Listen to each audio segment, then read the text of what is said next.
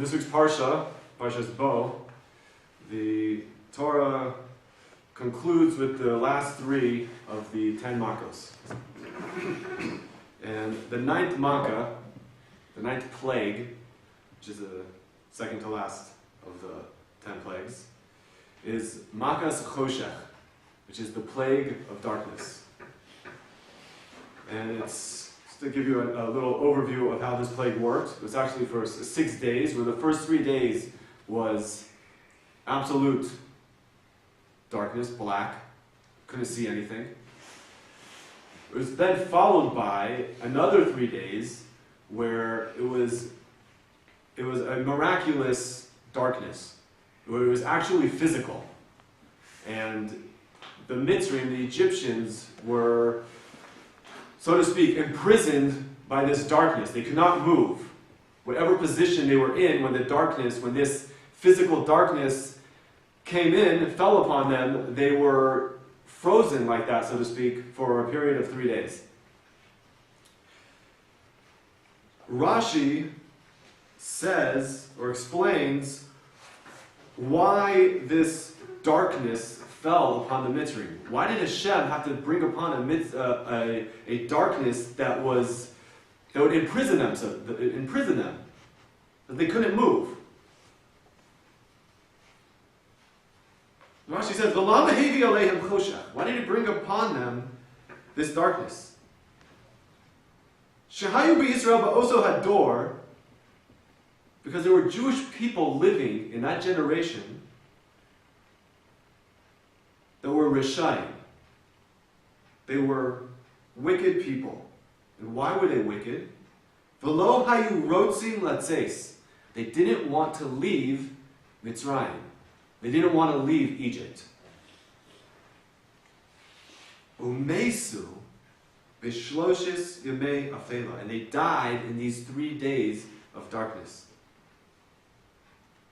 Kedei shelo yiru Mitzrayim b'mapalasam v'yomer afhem lokim kamonu. So Hashem made this great darkness so that the Egyptians should not see that the Jewish people were getting it as well. That the Jewish people were dying from this plague. There's a very interesting midrash that when HaKadosh Baruch Hu decided that he was going to redeem the Jewish people from Egypt, the Malachei Hasharis, the ministering angels, actually complained to HaKadosh Baruch Hu. And they said, what is the difference between this people and that people? What is the difference between the Egyptians and the Jews? These people are Ovid Avodah Zarah. These people are involved in idol worship. And these people are involved in idol worship. What do you see, Hashem, that you discriminate and you're going to redeem them? There's no difference. So the Sefer Emes Yaakov says that the reason why Hashem had to take care of a certain population of the Jewish people was because it's not just that they didn't want to leave, but they would have prevented the others that were worthy of being redeemed from leaving Mitzrayim. So in order to remove this obstacle, they were annihilated. They were killed during this plague of darkness. But why didn't they want to leave? So, one of the answers given in the Emes Yaakov says, is because there were people before, Bnei Ephraim, Jews before, that wanted to leave and head off to Eretz Yisrael, but they had miscalculated, or they jumped the gun, and they ended up leaving Mitzrayim before the Gullus was scheduled to come to an end, before the exile was scheduled to come to an end, and they met their graves in the desert. They were killed, there was a war, and they were all killed.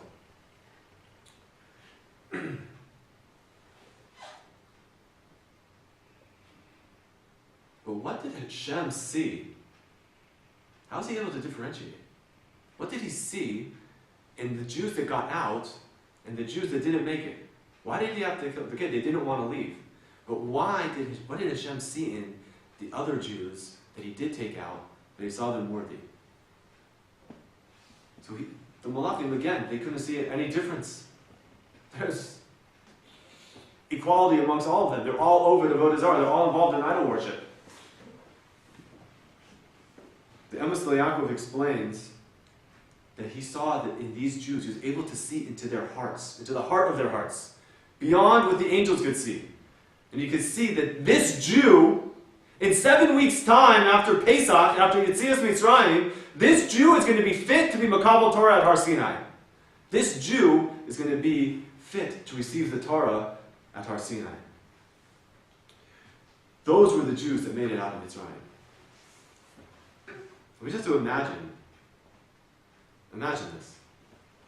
Okay? At the beginning of next week's Parsha, there's a chazal that explains on the pasuk that Bnei Yisrael went out of Mitzrayim. It says chamushim. Chazal say only 1/5 of the Jewish people came out of Mitzrayim. This means that during the plague of darkness, there was a major Holocaust in Mitzrayim. Over 2 million just men alone between the age of 20 and 50 were killed off. That's not including all of the women. That's not including all of the children. And that's not including all of the elders. We're talking about millions and millions of Jews that did not make it out of Mitzrayim.